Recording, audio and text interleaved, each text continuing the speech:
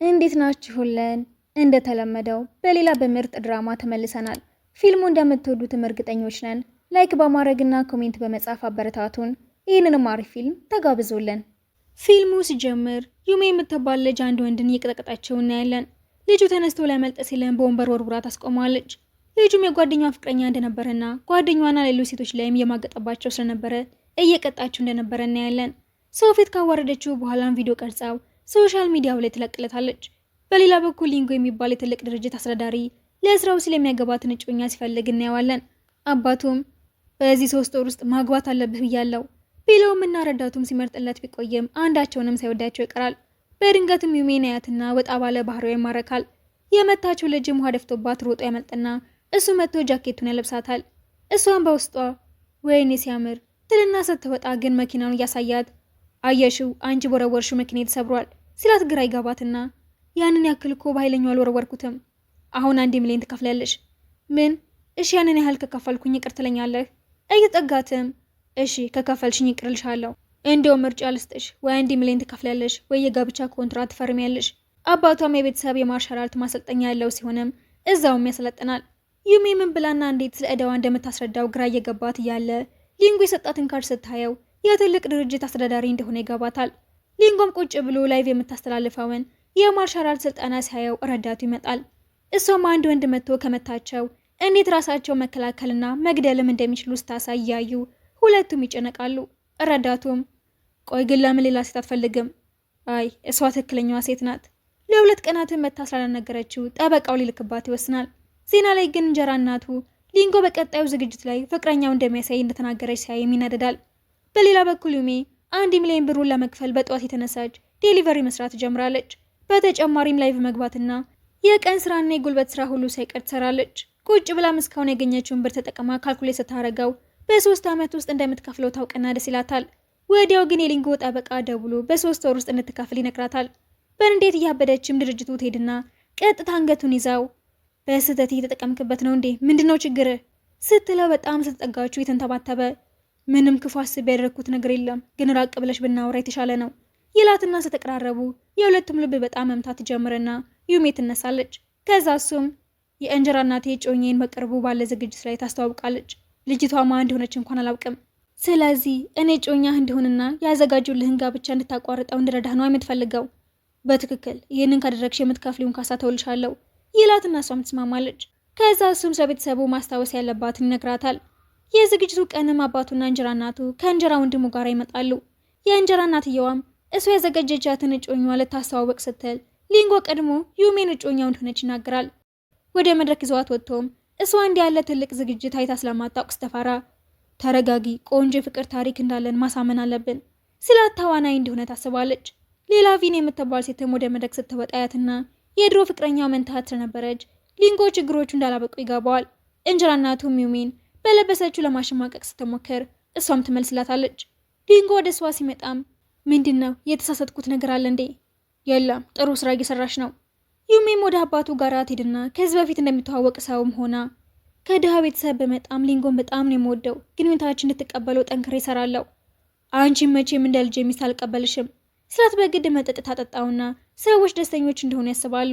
አባትየውም ለሁለተኛ ልጁ የማትሰራበት ከሆነ አፕስታ ጠና መዋልህ ምንድነው ጥቅሙ እያለ ይቆጣዋል። ሊንጎ ደግሞ ሲመጣ እሱንም ያችን ሴት እጮኛ ማድረግ ሳያንስ ለምንድነው ሚዲያ ላይ እንደዚህ ያስተዋወቅከው? እናንተ ናችሁ እንደዚህ እንዳደረግ ያስገድዳችሁ። የእንጀራ እናት ያዘጋጀችውን የማለቀውን ጋብቻ ማስቆም ነበረብኝ ብሎ ትሄዳል። ዩሜም ሊንጎ ሲንከባከባት የነበረው በሀሳቧ እየመጣ ለራሷ አው ቆንጆ ነው፣ ግን ስለሱ ማሰብ የለብሽም እያለች ትበሳጫለች። ጓደኛዋ መታን በስልኳ ሰርጋቸው አነጋጋሪ እንደሆነና ሰዎችም መጥፎ ነገሮችን እየጻፉ እንደሆነ ታሳየታለች። የመጀመሪያ ቀን የመታችው ልጅ ምድሉን ተጠቅሞ የሰርጉን ቪዲዮ ለቆና ስለሷ መጥፎ ነገር እያስወራ እንደሆነም ስታይ በጣም ትናደዳለች። ላይቭ የምትለቅበትን ቻናሏንም ችግር ውስጥ እንደሆነ ስታይ ለሊንጎ ብትደውለትም ዝግ ስለሆነ ሳታገኘው ትቀራለች። በሌላ በኩል ሊንጎ ከስብሰባ በኋላ ቪን የምትባለዋ ከ10 ዓመት በፊት የሞተችው የፍቅረኛ እህት መታ እየቀረበችው ማዋራት ትጀምራለች። እሱ ባይወዳትም እሷ ግን ስለምትወደው ፊቷን በሕክምና እንደ እህቷ ቀይራው እንዲወዳት ለማድረግ ብትሞክርም አሁንም እንደማይፈልጋት ይነግራታል። ዩሜ ደውላለትም የተፈጠረውን ስትነግረው ወደ እሷ መሄድ ይጀምራል።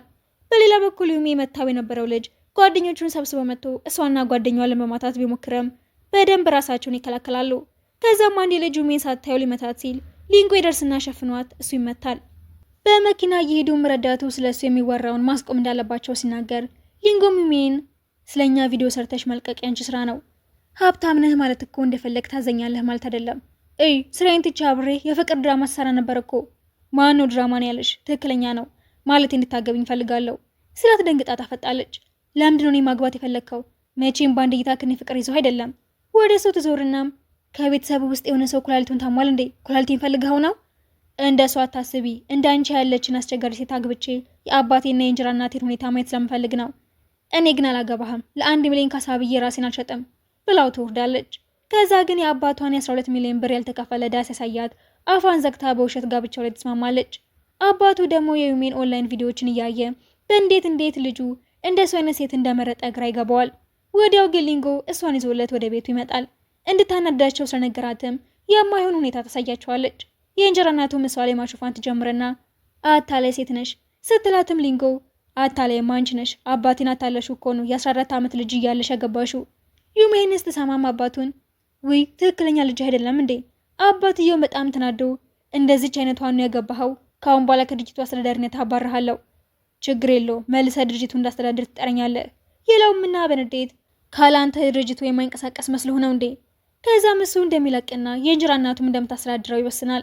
ወንድሙም ሊንጎ ከለቀቀ እሱ እንዳስተዳድር አባቱን ጠይቀውና እምቢ ሲባልም ዩሜ እስኪ መጀመሪያ መጽሐፉን በትክክል ያዘው፣ መጽሐፍ በትክክል መያዝ ሳትችል እንዴት ድርጅት ልትመራ ነው ብላ ታበሽቀውና ሊንጎን አቅፋውም ትወኔ እንዴት ነው?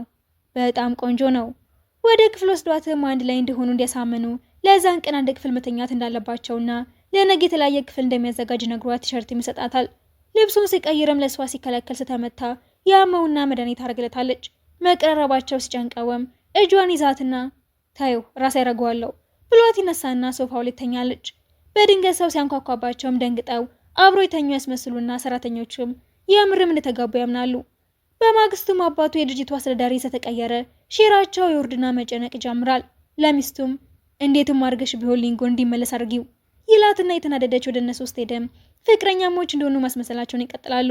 እሷም በተናገርከው ነገር ስማማለሁ፣ እናትህ እያለች አባትን ወደው ነበረ፣ ግን ራሱ ነው እንዳገባው የጠየቀኝ እና አሁንም አስተዳዳሪ ያደረገኝ ራሱ ነው እና አልጠየቅኩትም ስትለው ሊንጎም እንደምትመጪ አውቅ ነበር። እሺ ተመልሼ ድርጅቱን አስተዳድራለሁ፣ ግን የቤቱን ካርታም እንድትሰጭኝ እፈልጋለሁ ይላትና ምርጫ ስለሌላት ትሰጠዋለች። ስትሄድም ዩሜ በስም ልታረግበት ነው ስትለው ፈገግ ብሎ አሁን የድርጅቱ 50% በእናቴ ስም ነው፣ ለወደፊት ሚስቴ በስጦታ መልክ የሚሰጥ ነው። ስለዚህ ከተጋባም በኋላ 50%ን በስም ያዞረዋለሁ። የእንጀራ እናቱም ዊንግ ለምትባለዋና ልታጋባው ለነበረችው ሴት የማትፈጥኝ ከሆነ ሊንጎ ያችን ሴት ሊያገባት ነው። የዩሚ አባትም ለልጁ ደውሎ መታ ሁሉንም እንድታስረዳው ያዛትና ሊንጎም አብሯት ሊሄድ ይስማማል። መንገድ ላይም አባቷ ኃይለኛ እንደሆነና ቶሎ እንደማይቀበላቸው ትነግረዋለች። ስጦታቸውን ይዛው ሲደርሱም ሊንጎ ከአባቷ ፍቃድ ይጠይቃል። አባትየውም ልጄ ከእንዳንተ አይነት ቤተሰብ ከመጣ ሰው ጋር እንድትጋባ አልፈልግም። ስለ እናንተ የተጻፈውንም ሀሜት አይቼዋለሁ እና አሁን ያልተከላከልክላት ካገባት በኋላ እንዴት ልትጠብቃት ነው? ይቅርታ የኔ ጥፋት ነው። በድጋሚ አልተሳሳትም። በትክክል እንከባከባታለሁ ብሎ ለጋብቻውን ብዙ ገንዘብ እንደሚከፍል ሲናገር፣ ስለዚህ ልጄን በብር ልትገዛት ነው የፈለግከው? እኔ እንዳንተ አይነት ሰው ልጄ እንዲያገባ አልፈልግም። ልጄን የሚያገባት ይህንን የማርሻል አርት ማስተማሪያ የሚያስተዳድር ሰው ነው ሲል ሁለቱም ይደነግጣሉ። ሊንጎም ማርሻል አርት አልችል ይሆናል፣ ድርጅት ግን በአግባቡ መምራት እችላለሁ። እንደዛ ከሆነ ልጄን ማግባት ከፈለግ 3 ፈተናዎች እሰጥሃለሁ ብሎ ይስማማል። የመጀመሪያው ፈተናው መዓት ሽንኩርት ተቀርቦለት እያለቀሰ ሲካተፍ ይውላል። እሱን ሲጨርስም ሁለተኛውን ፈተና ይጀምራል። ውሃ ተሸክሞም 300 ጊዜ ድልድይ የሚመስል ነገር ይሻገራል። እሷም እያየችው ትልቁ አስተዳዳሪ እንደዚህ እየሰራ መሆኑ ይገርማታል። ከባድ ስለሆነም አባቷ እንዲያቆም ጠይቀዋለች። በመሃል ግን ሊንጎ ትዕዛዙ ለመጨረስ ሲታገል ወድቆ ፌንት ሰራና አባቷ ተሸክሞ ወደ ቤት ያስገባዋል።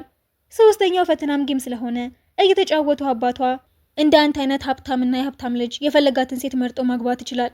ለምንድን ነው የኔ ልጅ የመረጥከው? አላውቅም፣ እውነተኛ ስለሆነችም ይሆናል። ሁሉንም ነገሯን የምወደው፣ ምንም ቢፈጠር የመጨረሻ ፍቅሬ እንድትሆን ነው የምፈልገው ብሎ ይመልስለትና ነገ እንደሚያገባ ሲናገርም አባትየው ማርሻል አርቱን ማስተዳደር እስከምትጀምር ድረስ ግን ልጄ እንድታገባት አልፈቅድልህም። እራት ሁሉም ከበላ በኋላ ግን አባትየውና ሊንጎ እንደ ጓደኛሞች የጠጡ ማልቀስ ይጀምራሉ። አባትየውም የልጅነት ፎቶዋን አሳይቶት የሆነ ጌጥ ደግሞ ይይዝና እያለቀሰ ይህንን ለረጅም ጊዜ ነው ያስቀመጥኩት፣ ለሚስቴ ከዚህ ነው ቀለበት የማሰራላት ብዬ ነበረ፣ ግን እስካሁን አላደረኩትም። እናቷ ደግሞ ዩሜን ሹርባ ሰርታ ለሊንጎ እንድትወስድለት ሰጣትና አንድ ላይ እንዲሆናቸው አውቃለሁ፣ ግን ደግሞ ቶሎ ልጅ እንዳታመጡ መጠንቀቅ አለብሽ ትላትና የተነጫነጨች እንደዚህ አይነት ነገር እንደሌላቸው ተናግራ ትሄዳለች። ዩሜም ሾርባውን ስትወስድለት ከሻወር እየወጣ ስለነበረ ታዩና ታፍራለች። ሾርባውን አስተውት የሚጠጋትና እናትና አባቷ ከቤቱ ውጪ ጀልባ ላይ ሆነው ያቸዋል። እናቷ ዝም ብትልም አባቷ ግን ለመሄድ እየታገለ ልጄ ምን ሊያረጋት ነው ሲል እንደምንም ብላ ታረጋጋዋለች። በማግስቱም አባቷ የማርሻል አርት ስልጠና የሚያስተምር መጽሐፍ እየሰጠው እንደሚያምኑት ይነግረዋል። እሱም ዩሚን ያቀፋት አታስቡ በደንብ እንከባከባታለሁ። እናቷም ለሊንጉ እሷን ለማግባት ሰጥቷቸው የነበረውን ብዙ ብር ያለበትን ቼክ እየመለሰችለት እንደማይፈልጉት ትናግራለች። ከዛም ተቃቅፈው ይለያያሉ። እየተመለሱ ዩሚ ቼኩን እያየችው ብዙ ብር ስለሆነ ትገረምና ስትመልስለት ለምንድን የምትመልሽልኝ እና እያስመሰልን አይደለ እንዴ? ጋብቻችን የውሸት ሊሆን ይችላል፣ ግን አባትሽ አንድ ቀን ሲያውቅ በጣም ይጎዳል። ስለዚህ ይሄን ስጦታ ነው ስላት ደስ ብሏትም ይህንን ሁሉ ብር በቀላሉ እንደሰጠህ ማመን አልችልም። ዝም ብዬ እኮ አይደለም የሰጠውሽ፣ የጋብቻ ሰርቲፊኬታችን ተሰርቷል እና ለእንጀራ እናቴም ሄደን እነግራታለን። ከዛ ብቻ ነው ብሩን የምትወስጂው። ሰርቲፊኬቱን እያየችውም በውስጧ እና ራሴን ለብር ብዬ ሸጥኩት ማለት ነው። ከዛም ራሱ ዲዛይን ያደረገውን ቀለበት አድርጎላት ፎቶ ያነሳውና ሶሻል ሚዲያው ላይ ይለቀዋል።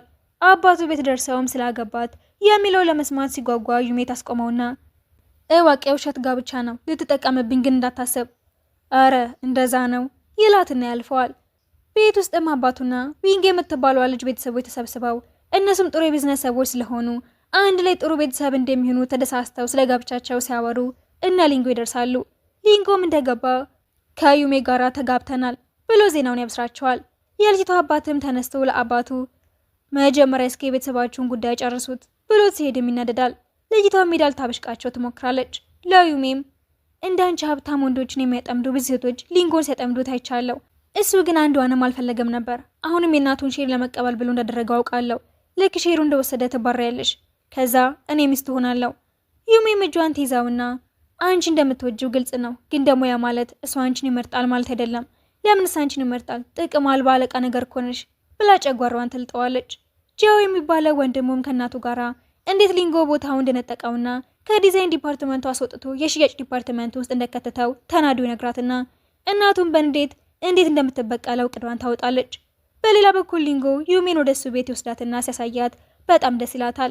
ክፍሉ ገብታን በአሻንጉሊት የተጫወተች እሱም የውሸት ባልና ሚስት ብንሆንም ቤትና ከቤት ውጭ ስንሆን ግን ማሬ ብለሽ ጥሪኝ ይላትና እዛው ማሬ ብሎ መጥራቱን ትለማመዳለች። ረዳቱ ድንገት መጥቶም አባት ቤት ሄደህ እንድታናግረው ይፈልጋል ይለውና ሊንጎም እሷን እዚሁ ጠብቅኝ የትም እንዳትሄጂ ተመልሼ እመጣለሁ ብሎ ሲሄድ ይከፋታል። ብቻዋ መሆን ደብሯትም ወጥታ ስትራመድ አንድ ሰው ይመጣና ሊንጎ እንደላከውና ሰርፕራይዝ ስላዘጋጀላት እንድትመጣ እንደተናገረ ሲነግራት እየዘለለች መኪና ውስጥ ገባለች። ውስጥ ግን ሊንጎ ሳይሆን የእንጀራ እናቱ የላከቻቸው ወንዶች እየቀረጿት ማሹፍና ማስቸገር ጀምራሉ። እሷ ግን የማርሻል አርት ማስተር ስለነበረች ሁሉንም ቅጥቅጥ ታደርጋቸዋለች።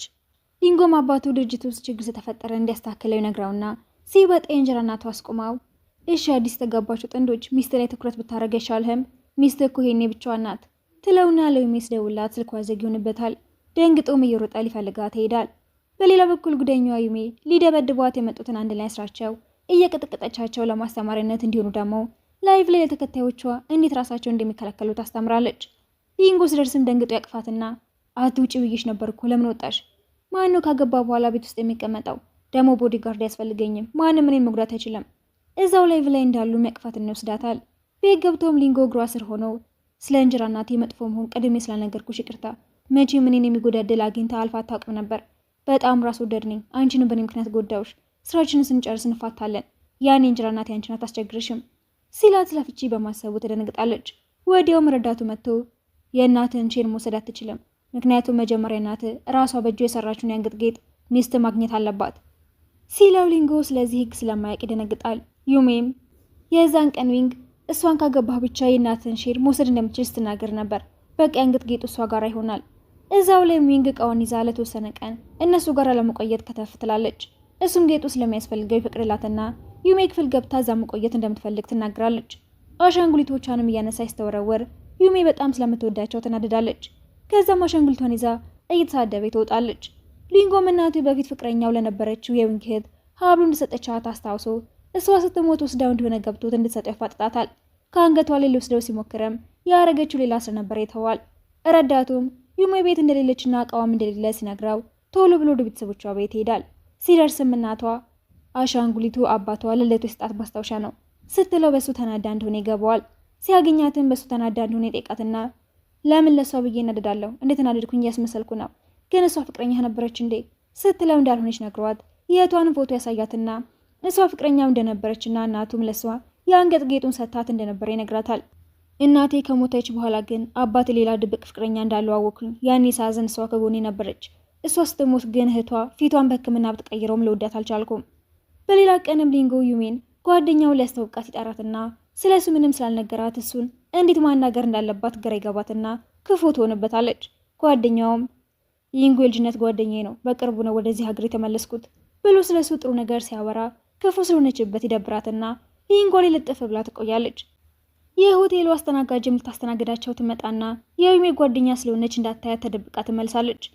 እነ ዩሜ ሲወጡም ጓደኛው ልታስተናግድ ትሄድና ድንገት መተሽ ለምንድን ነው ትተሽ የወጣሽው?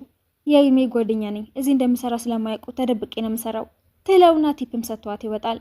ሊንጉም ዩሜን ወደ አባቱ ቤት እየወሰዳት ጓደኛው ጋብቻቸው የውሸት መሆኑ እንደሚያውቅ ሲነግራት ተናዳ ለምንድን ነው ታዲያ ቀድሜ ያልነገርከኝ? በማየው መንገድ እኮ ነው ያዋራሁት። በነገርሽ ኖሮ ደግሞ የበለጠ ታፍሪ ነበር ሌላትና ሲያወሩ ቆይተው ሲገቡ እሷ ቤቱን ቀውጣ አርጋው ስታስቸግር አባቱን የእንጀራ እናቱ ድምፁን ሰምተው ይመጡና አሁንም አስቸግረዋን ትቀጥላለች። አባትየውን በንዴት ይችን ሴት ነው ያገባኸው? በምንም መንገድ እኮ ጤነኛ አይደለችም፣ ውሰድልኝ ከዚህ ይለውና ይጮህበታል።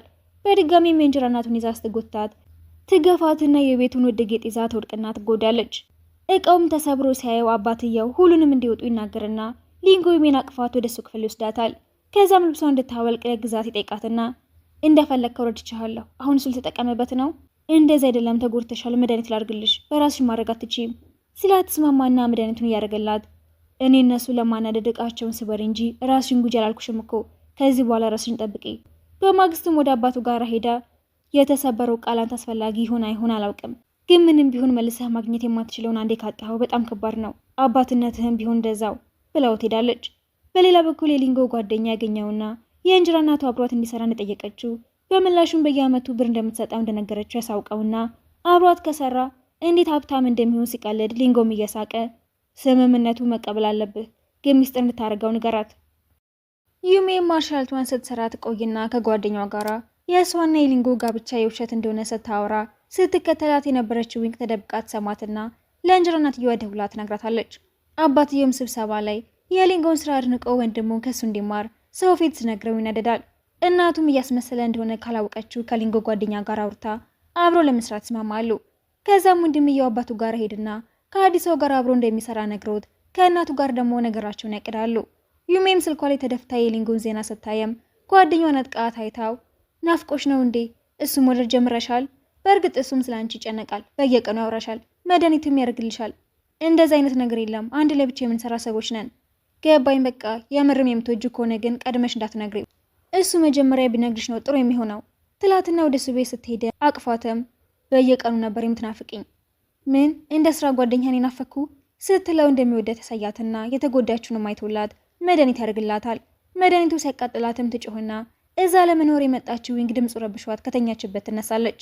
ለማዳመጥ እየሞከረችም እነሱ እያወሩም ክፍል ውስጥ ተደብቃ ገብታ የውሸት እንደተጋቡ የሚያሳይ መረጃ ትፈልጋለች። ሊንጎም ለዩሜ በራሱ ዲዛይን ያደረገውን የአንገት ጌጥ ስጦታ ይስጣትና ደስ ይላታል። ከዛም አንገቷ ላይ የሚያደርግላታል። በሌላ በኩል ዊንግ የተፈራረሙትን ኮንትራቱን ታገኘዋለች። የእንጀራ እናቱን በማግስቱ ጋብቻቸው የውሸት መሆኑን ከነ ማስረጃው ትለቀውና ዩሜ ደንግጣ ታየዋለች።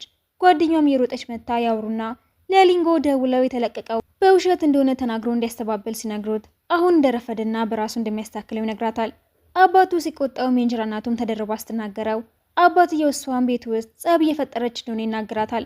ከዛም ለሱ ተደርቦ እሷን ያገባው የዚህ ቤት ልጅ መሆን ስለሚገባት ነው ይልና ሊንጎ ግን ይሄ የዩሜ ጥፋት አይደለም፣ እኔ ነኝ ሼሩ ለማግኘት ስል እንድታገባኝ ያስገደድኳት፣ እናም አልወዳትም፣ እስካሁንም እንደረዳቴ ብቻ ናት ሲል እንዳጋጣሚ መታ ነበርና በሰማችሁ ነገር በጣም አዝናት ሄዳለች። እሱም ከነገ ጀምሮ ከዲዛይን ዲፓርትመንቱም ሆነ ከአስተዳደርነት ይለቃለሁ፣ ከዛ ሁሉም ነገር ይስተካከላል። እሷም እቃዋን ሰብስባ እያለቀሰች ቀለበቷንና የሰጣትን የአንገት ጌጥ አስቀምጣ ልትወጣ ስትል መጀመሪያ ምንጮኛ የሚሆኑትን እየመረጠ እንደነበረ ታይና መኪናውን መስበሯ የታቀደበት እንደሆነ ሲገባ ታለቅሳለች።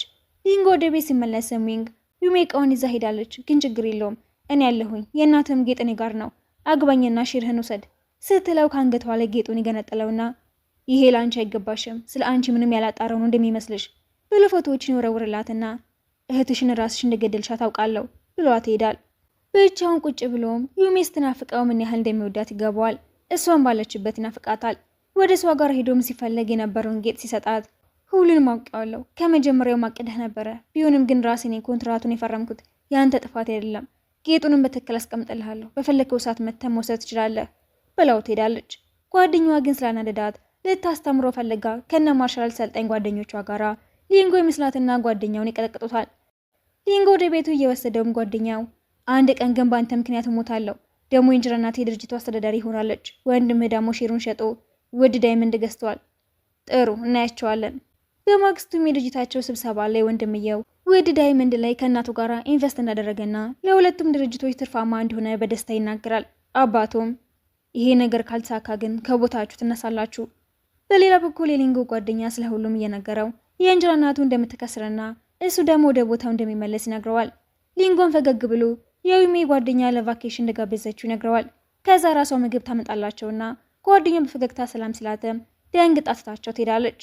ዩሜም ሄዳ አንገት ጌጡን የመለሰችለት መጀመሪያ የመኪናን መስበሬ መጥፎ ድል እንደሆነ አስቤ ነበረ፣ ግን አንተ ከዛ በፊት ያቀድክበት ነበር። የሚያሳዝነውና መናደድ ያልቻልኩበት ምክንያት ደግሞ ለቤተሰቤ እንዳዘነ ሆነ ከፍለኝ ስለነበረ ነው። ስለዚህ አሁን ከኔ ጋር መፋታት ትፈልጋለሽ ይላትና እያለቀሰች አዎ እኔ ወድጄ ስለነበረ አንተ የሚወደድክ መስሎኝ ነበረ፣ ግን ተሳስቻለሁ፣ አትወደኝም ነበር። እሱም እያለቀሰ እኔም በጣም ነው የምወድሽ፣ ከአንቺ ጋር መቼም መፋታት አልፈልግም፣ ምክንያቱም ሁሌም አብረሽ መሆን ፈልጋለሁ። የእናቴ ሽርም ቢሆን መቼም ቢሆን የኔ ነው የሚሆነው፣ የኔ ማለት ደግሞ ያንቺ ነው። እባክሽ አትፍቺኝ፣ በድጋሚ ካንቺ መለየት አልችልም። በድጋሚ ከዋሸኝ ግን አጥንትን የምሰብረው ትለውና ይታረቃሉ። እየተራመዱ እያለ እሱ አሁን እኮ ስራ የለኝም፣ ወደፊትም ወንድ ሆኜ ስራ አጥ ከሆንኩኝ ትተሽኝ ትሄጃለሽ። ወንድ ሆነ ስራ ብታጣም እኮ ችግር የለውም፣ እኔም እንዴት የሚስትን ስራ እንደምሰራ አላውቅም። ደግሞ በሚሊዮኖች የሚቆጠሩ ተከታዮች ነው ያሉኝ እኮ አግዝሃለሁ። ሁለቱ ጓደኞቻቸውን በየራሳቸው በሻሸቃሉ። የእንጀራ እናትየዋም ለስራው ብር ያንሳትና ዊንግ እንድታግዛቸው አስበው ወንድሙ ያገኛትና ሊንጎ አሁን አስተዳዳሪ አይደለም፣ ከሱ ጋር ጥቅም የሌለው ጊዜ ከምታጠፊ ከእኔ ጋር ሁኝና ሚስጥራውን ቤተሰብ ተቀላቀይ ይላትና ልትረዳቸው ትስማማለች። ከዛም ስብሰባቸው ላይ ወንድምየው ደስ ብሎት ለአባቱ አሁን ሁሉም ስምምነት ተጠናቋል፣ የሚያስፈልገው ጥሬ ዕቃም ተገዝቶ እየመጣ ነው፣ ጎበዝ ጥሩ ስራ ነው፣ ሲደርስ እኔ ማየት ፈልጋለሁ። በሌላ በኩል እነ ሊንጎ አሁን ሁሉም ገንዘባቸው እንዳወጡ ሲሰሙ ቀጣይ የሚያደርጉትን ያወራሉ። ሊንጎም ወይን እያቀፋት አንቺ እዚሁ ጠብቂኝ፣ ድክመቴ እንደሆነች ታውቂያለሽ አይደለ? ሁሉም ነገር እንደተሳከለ ተመልሼ ወስድሻለሁ። እሺ ግን ራስን ጠብቅ። በወንድሙ የታዘዘ ውዱ የዳይመንድ ግባትም አባቱ ጋር ይደርሳል። ግን አብሯቸው የሚሰራው ዲዛይነር እንደጠፋ ስለደረሱበት ወንድምየው ማበድ ይጀምራል። ዊንግን በንዴት አብራው እንደማትሰራ ትነግረዋለች። አባትየው ደግሞ የመጣውን ዳይመንድ ቼክ ሳያደርገው ሐሰተኛ እንደሆነ ያይና የልብ ድካሙ ይነሳል። በሰዓቱም ሊንጎ ይደርስና ወደ ሆስፒታል ይወስደዋል። ሲነቃም ሊንጎን በትክክል ተንከባክቤህ ነበረ፣ ግን አንተ አሁንም እየወቀስከኝ ነው የሚሆነው። አይ እኔ አንተን አልጠላህም ብሎ እናቱን ስላደረጋት ነገር ሲያነሳበት ተጸጽቶ ይቅርታ ይጠይቀውና ድርጅቱንም እሱ እንዲጠብቀው ይነግረዋል። ወንድምየውም ለእናቱ ብራቸው እንደተጭበረበሩና የተገዛው ሐሰተኛ እንደሆነ አባቱም ሆስፒታል ውስጥ እንደገባ እየተንቀጠቀጠና እያለቀሰ ሲነግራት እሷ ብትደነግጠም በአሁኑ ግን ሊንጎ ስለማይለቃቸው ወዲያው ድርጅቱን ሼር ሸጣ የዊንግን ዕዳ ከከፈሉ በኋላ ብራቸውን ይዘው ከሀገር እንዲጠፉ ትነግረዋለች። ለረዳቷ ደውላም ሁሉንም የድርጅቱን ብር በሷ ባንክ አካውንት እንዳስገባ ትነግረዋለች። ልትወጣ ስትል ግን ሊንጎና ረዳቱ ከተፊሉና ሁሉንም ያወራችው እንደተቀዳ ሲነግራት እሱ መለመን ትጀምራለች። እባክህ ይቅር በለኝ። ለምን? እናቴ ታማ ባለበት ሰዓት እኮ ነው ደውለሽ ጠርተሻት ከአባቴ ጋር እንደሆንሽ ያሳየሻት። ሁለታችሁም ለሞቷ ተጠያቂ ናችሁ። አሁን ምርጫ ሰጥሻለሁ፣ ወይ አባቴን ትፈቺዋለሽ ወይ ደግሞ እስር ቤት ትገቢያለሽ ይላትና እያለቀሰች የፍቺ ወረቀቱ ላይ ትፈርማለች። ከበራቱ በኋላም ሊንጎ የዩሜን አባትን የማርሻል ማሰልጠኛ ከራሱ ድርጅት ጎን ለጎን ቆንጆ አድርጎ እያስተዳደረ እናየዋለን። ረዳቱ መጥቶም ድርጅቱ ላይ ትንሽ ችግር ስለተፈጠረ አዲሱ ስራቸውን ለማስተዋወቅ እንዲያራዝሙት ይጠይቀውና ከመመለሱ በፊት ዩሜ ዘንጣና ሌላ ሰው መስላ ትመጣና ረዳቱንም ቀኑ አይራዘመም አብረኝ ትመጣና ችግሩን እንፈተዋለን ስትለው ሊንጎ በሚስቱ አስተሳሰብ ይኮራል። ድርጅቱ ላይም በደንብ ስለምትሰራ ደስ ይለዋል። ከዛ ስትሄድም ጮክ ብሎ ማሪ ለምሳ እንዳትቆይ ይላትና ደስ በሚል ሁኔታ ፊልሙ ይጠናቀቃል።